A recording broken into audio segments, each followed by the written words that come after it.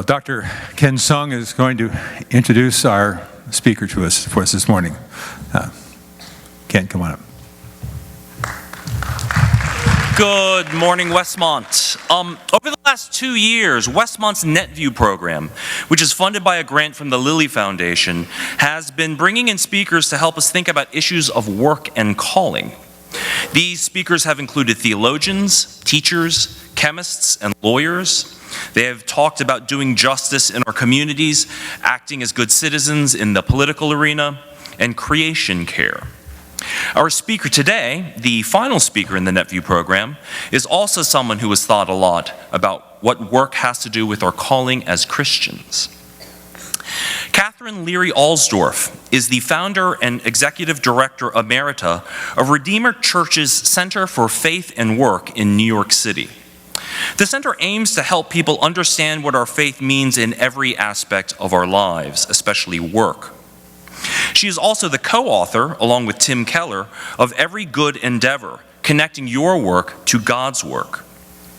These issues are not just something that Ms. Alsdorf has been thinking about abstractly, but they are questions that she has been wrestling with over her 25 years working in the high-tech industry.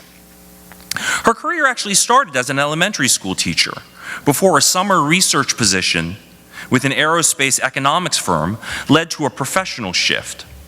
Her stint in the aerospace industry was followed by an MBA at the University of Virginia, which in turn led to further work in the tech industry in New York, Europe, and here in California.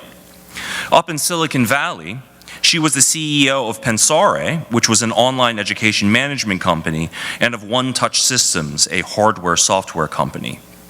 And somewhere in the midst of all of that, in the midst of surprise promotions to executive positions and negotiating the booms and busts of the tech industry in the 90s, she became a Christian, which offered a very different perspective on things. Later on this afternoon at 3:30 in Hieronymus Lounge, Rachel Winslow will be facilitating a discussion with Ms. Alsdorf, talking about her career in business, the nature of leadership, and how work fits into the wider vision of God's call on our lives. But for now, please join me in welcoming Katherine Alsdorf to Westmont. Oh, great, thanks. So I'll welcome you back also, and thank you so much for letting us share and worship with you. It has been a beautiful morning worship experience, so thank you.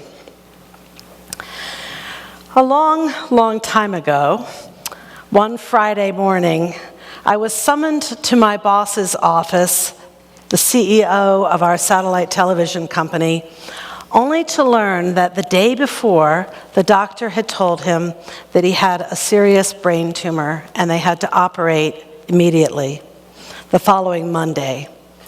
It was a large tumor, and they didn't know if he'd survive the operation or, if he did, just how much functioning he'd have afterwards. In a best-case scenario, he'd be gone 9 to 12 months. So I learned all this, and then he asked me to take over running the company. It was a question, but how could I say no? I mean, really.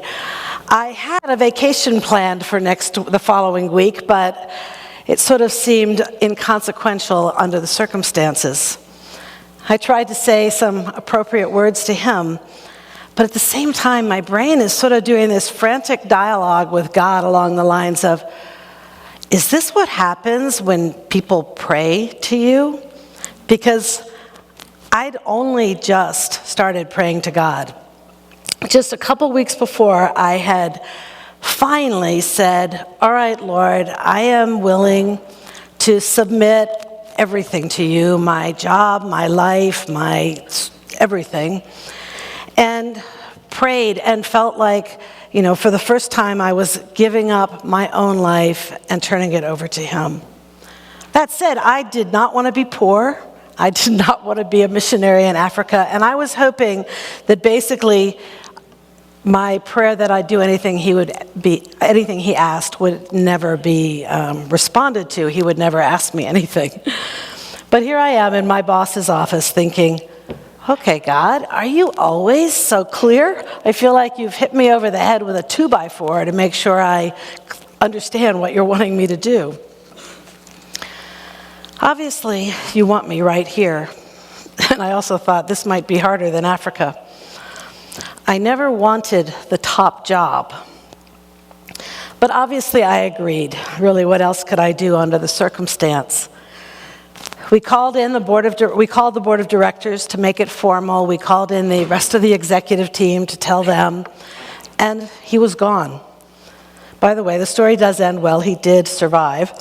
But in the meantime, I was in way over my head. The first thing that happened was okay. One of my colleagues came in and said, Katherine, I will do anything it takes to make this work with you. But another one of my colleagues, the VP of engineering, was a bit more of a prima donna, and apparently he was interested thought it should have been him that was tapped for that job. So he decided that he wasn't going to speak to me. And he didn't. For about 3 months, we'd sit in exec team meetings and he would talk to everyone in the room, but not me. It was a bit ridiculous. So that's the beginning of my first foray into the integration of faith and work, or faith and leadership. It appeared that God was calling me to leadership in the marketplace, but I was a brand new Christian and a brand new CEO. I didn't know how to do either one. I'm going to give you a little bit more of this story over the next 20 minutes, but just to illustrate some lessons that I've learned over the years about how God works in and through us, how God works in the power of the gospel, and how God works to change and redeem parts of the world. I'm not trying to be comprehensive, but just share a couple thoughts that might challenge your thinking or hopefully open up your imagination. So 3 main points. God works in spite of us and even through our brokenness and our weakness. God works in this gospel dynamic of dying to ourselves and being remade in Jesus. And thirdly, God works all the time in the world we live in, and he invites us to join in that work. So, number 1, to start out, God works in spite of us and even through our brokenness and weakness. In the Bible, Paul said that Christ told him, "My grace is sufficient for you, for my power is made perfect in weakness. For when I'm weak, then I'm strong." And look at Jesus himself. He made himself weak from the cradle to the grave in obedience to the Father. It didn't mean I wanted to be weak. But let me tell you what I learned in that first CEO experience, as well as in the 2 others after that, was that we are never prepared enough for the work God calls us to do.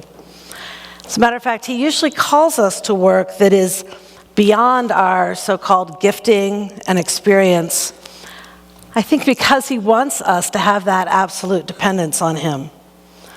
Sometimes it feels like we're writing with our left hand when we're right-handed, and we do it because that's what he gives us to do. And in retrospect, we can see that all the skills and experience we gained as part of his plan was part of his plan to prepare us for the next calling. I don't like this feeling of lack of control and the vulnerability and the risk. I hate the awkward moments when I can't fake it anymore and it seems my weaknesses are out there for everyone else to see. But the Lord calls us to relinquish our illusions of control, because that's what they are, relinquish them to him, to be vulnerable with others, and to take meaningful risks to serve him. I know most of you have very little idea what job or career or life you're going to pursue after college, and probably just thinking about it gives you a bit of a headache. But my intention here is to take a little bit of the pressure off. I don't think you need to spend as much time thinking about yourself and what you're good at, and what you really need to do is spend more time thinking about who God is, how to be faithful into in what he's called you to right now and how to depend on him even in your weakness. You don't need to have it all together. You need to be faithful and responsible and obedient. God is working in the world, and if he didn't, it would have fallen apart long before now. And he's called each of us, broken and weak as we are, to be instruments of his creative, healing, organizing, life-giving work in the world. And if we open our eyes to see it, we can see his hand guiding us. So I'm going to share one story that illustrates how I believe God was helping me lead. I didn't have the status or the stature of the former CEO. I knew I didn't even have that leadership charisma, that sort of male swagger. I was afraid our customers would run scared with me at the helm and take their business to our primary competitor. And I kept saying to God, you got me into this. I'm counting on you. You better work this out. At some point, I had a creative idea. I may not be able to win new customers or even keep our old customers because of who's at the top of the company, but we can surely show them our bench strength, the depth of knowledge and commitment of the other 124 employees. So on the big customer visit, the one where they come to decide whether they're going to give the business to us or our competitor, we didn't show off in the big conference room with me trying to razzle and dazzle them. We took them to every floor, every department, and every single person in the company so that they could have face-to-face connection with the people that were doing the work. It was awesome. The whole staff got totally fired up about it, and we won the business hands down. That became our approach to winning business the rest of the year. I was new in my faith, but I could see God at work in me and even through me in a kind of different way. So insight number one, God works in spite of us, and maybe even especially through our brokenness and our weakness. Insight number two, God works through this gospel dynamic of dying to ourselves and being remade in Jesus. I was captured by Tim Keller's words early on in my career. The gospel changes everything. The gospel changes our hearts, our community. The gospel changes the world. This is not some neat and tidy cultural Christianity where we all just go to church and be good people. The gospel has a real power for change. But what did that mean? How does that happen? And was it happening to me? I did know right away, as soon as I became a Christian, that I did need some on the surface kinds of changes, mainly in the area of my social life. One of them was my sense of humor. I was really funny, but bawdy and sarcastic and probably even mean-spirited, but I was funny. And it wasn't playing in this new world of the church. I was worried I might never be able to laugh again.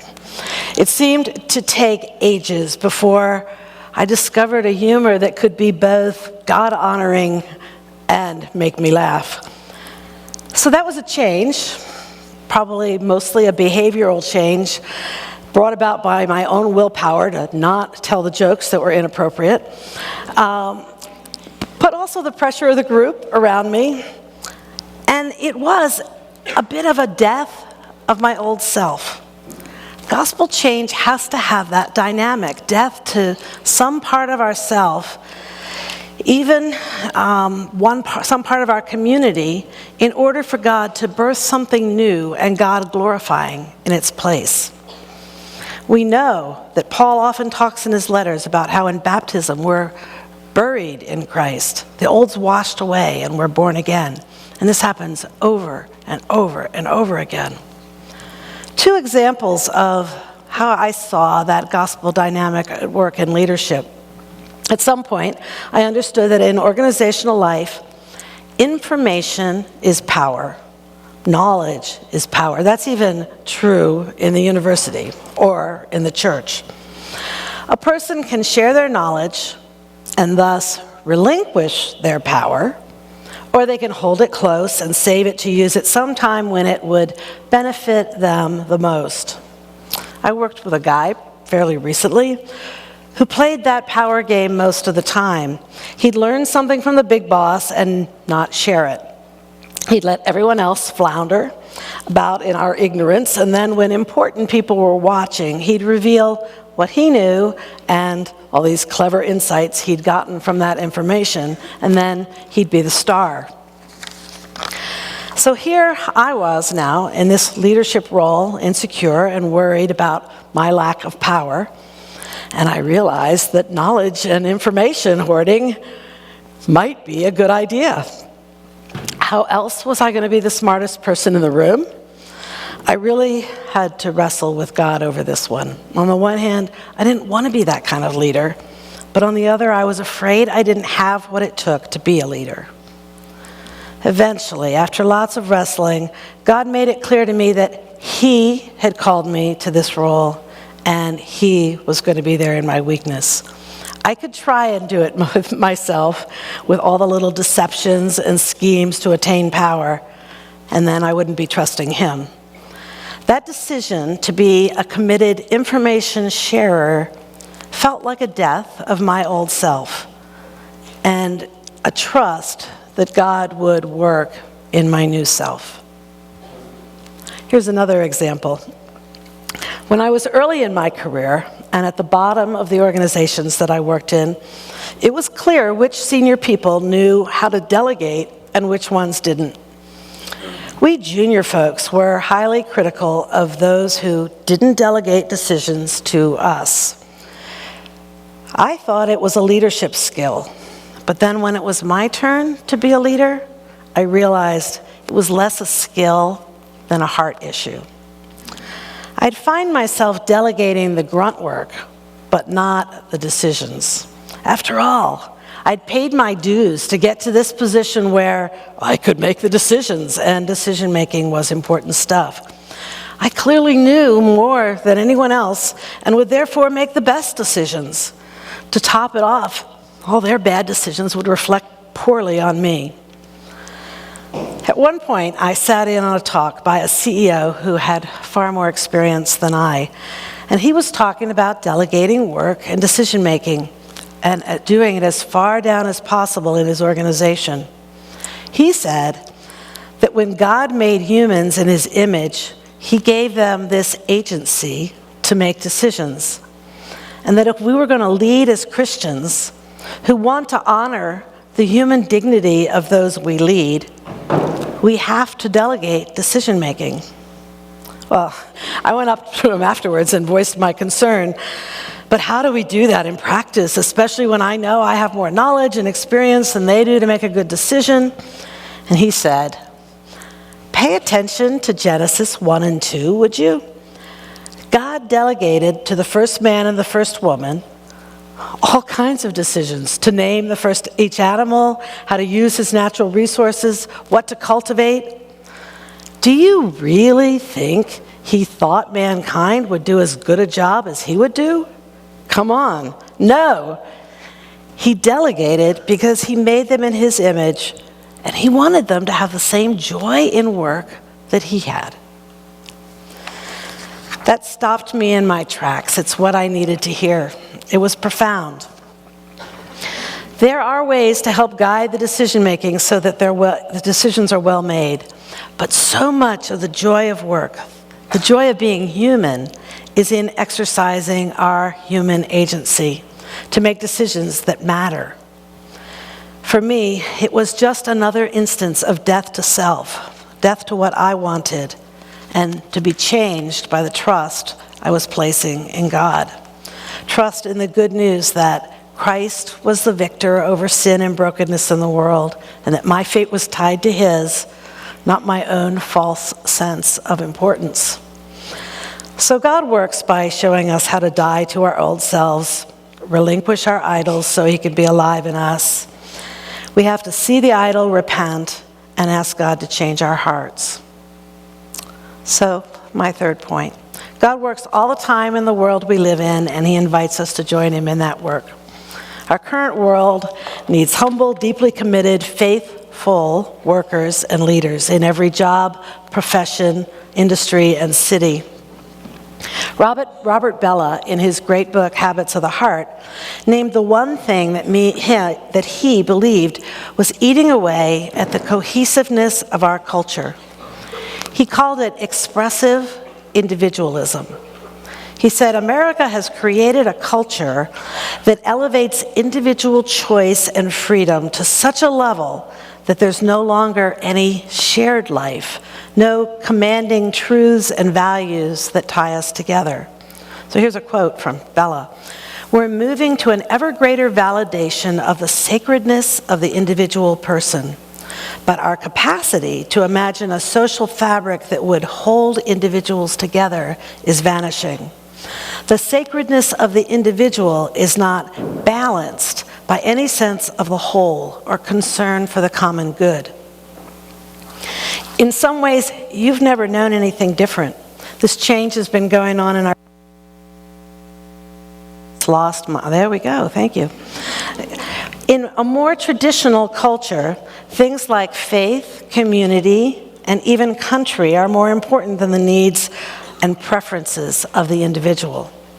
My generation rebelled against that in the 60s with our view that sexual activity was a personal choice, that we had the right to decide which of our country's wars we would fight in or not, and that marriage vows were secondary to self-fulfillment.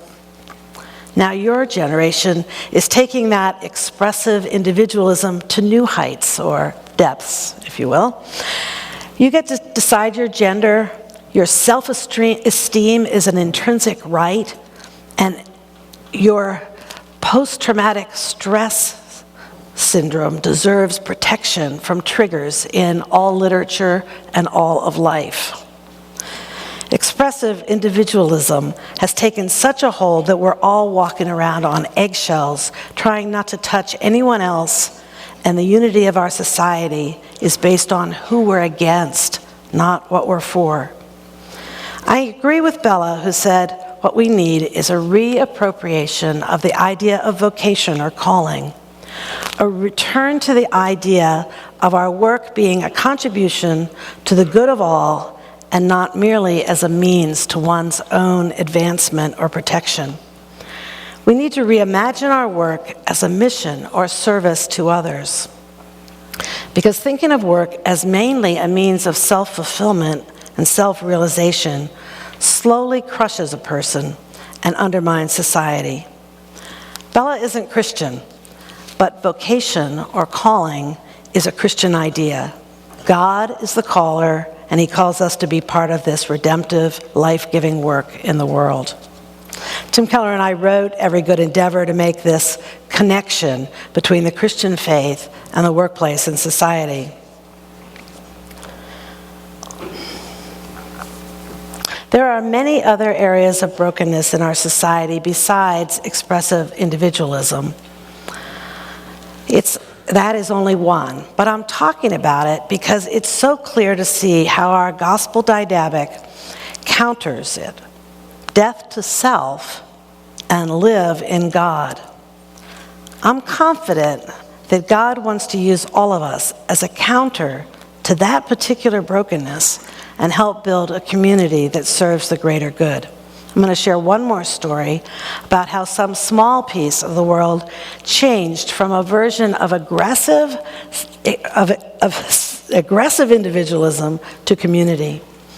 It's from my last company. I ended up in the CEO role of my last company because the founder quit. He'd started a prior company and it had had a great return. The investors loved him. As a matter of fact, many of the employees joined this current company because they wanted to ride his success into the next company, including me. But the scenario at this company wasn't so rosy. We didn't have a working product, our signed customers were getting impatient, and so were the investors.